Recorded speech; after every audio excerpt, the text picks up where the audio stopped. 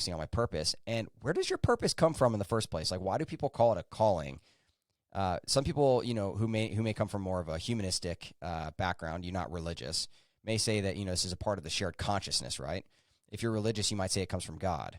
It surely feels like there is an external calling to me that speaks to my soul at the very core of who I am. And if I had to describe what that calling is, it's injustice. It's the same reason that I care very deeply about diversity and inclusion and equity. It's the same reason that I care about physicians and medical professionals being mistreated in the medical system. And if I'm being honest, it seems like something that I don't control. It is a calling. It is a purpose that is manifest in my life, right? And so when we talk about autonomy, just as a sidebar conversation, I don't know that like pure autonomy in the philosophical sense is something that any of us really actually want. And we know that studies have showed that actually the more choice we have, the less happy we are and the less likely we are to make a decision. I'll refer you to the famous jam experiment where they looked at 27 different kinds of jam versus 6, and it turns out that we don't like making decisions when there are more decisions to be made. So we say we want autonomy, but that's not always true. So really, really important. I think you need to wrap your head around that. But you can't get autonomy by itself and be happy. You got to live your purpose too. And for me, this led me back to my one very clear purpose in life right now. And it's not to say this couldn't shift, but for me, it comes back to that idea of injustice and ending suffering in medicine. So this is manifested in two very large and infinite goals, which are to, one, improve the broken medical system, improve the culture of medicine, and two, to empower as many individual physicians as I can until that system's fixed. And this is why I actually often tell people that one of my biggest goals for the physician philosopher is for it to no longer be necessary in 10 or 20 years. I basically want to work myself out of business because the culture of medicine has been so improved and so fixed that this business that focuses on teaching doctors about money and mindset is no longer necessary.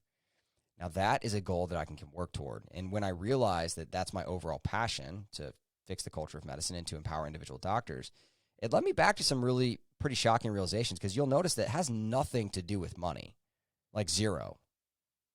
Absolutely none.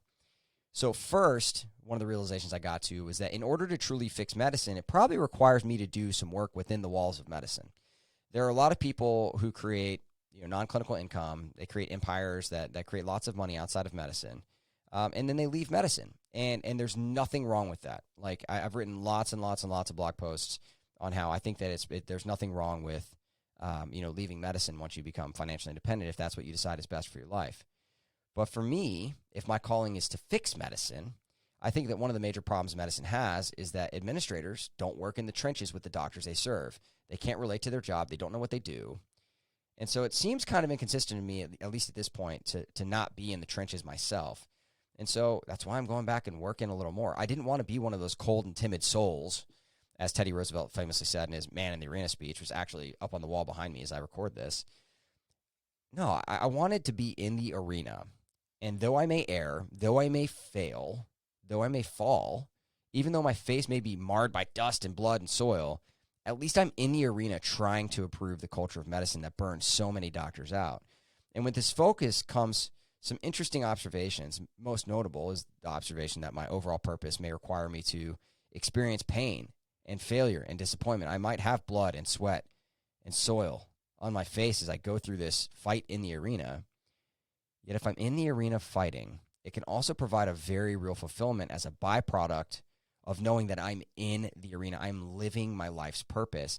And you'll note that the fulfillment I'm speaking about here is not about accomplishing my goals. It's not about getting to the destination. My happiness is not a product of an arrival. It is not, and it cannot be victim to an arrival fallacy. In fact, the happiness and fulfillment that result from this focus on attaching to a deeper purpose only comes from being in the moment, from being on my journey. It comes from being in the arena, not having won the battle. So the shift from, the destination to the journey, which we talk a lot about on the show, is something that, is really important. Yet it wasn't until I really answered this question in my own life about my life's overall purpose that the clarity I needed to actually be, having that journey and making that journey became clear to me. And that's why I recently applied for a master's degree in medical management. It's the reason that I'm actually increasing my clinical FTE starting in June, when so many are decreasing their clinical FTE or wanting to.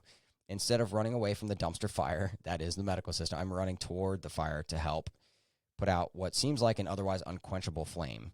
I may still be there fighting that fight, battling that fire for 30 years, 40 years from now. But at least I will have been fulfilling my life's purpose. And I don't think that fight's going to be easy. I don't think that it's going to mean, just having happiness all the time, because that's not the point. But I do think it's going to be 100% worth it. And I do think it will be fulfilling. And of course, this all begs a single question for you as you listen to this show, which is, what is your purpose in life? What is your major passion? It's time to stop telling yourself that lie that happiness and fulfillment will come from an easy life, or that once you arrive at your next accomplishment, your accolade, or your achievement, that you're going to find happiness, which is what your ultimate goal is. Instead, I encourage you to figure out what your deeper purpose is. Once you've done that, the what and the how will become much clearer, and that ever elusive goal of fulfillment and happiness that you're looking for will be the natural byproduct of living your life's purpose and calling. So hear me loud and clearly. I want you to be happy. You deserve to be happy. You deserve to be fulfilled. But making that your aim, making that your goal, often doesn't work. It is a secondary outcome that is a result of placing your primary focus on your life's purpose, your life's mission, your life's calling. So today's thought is this. Fulfillment in life does not come from an easygoing, never-ending journey of happiness. It comes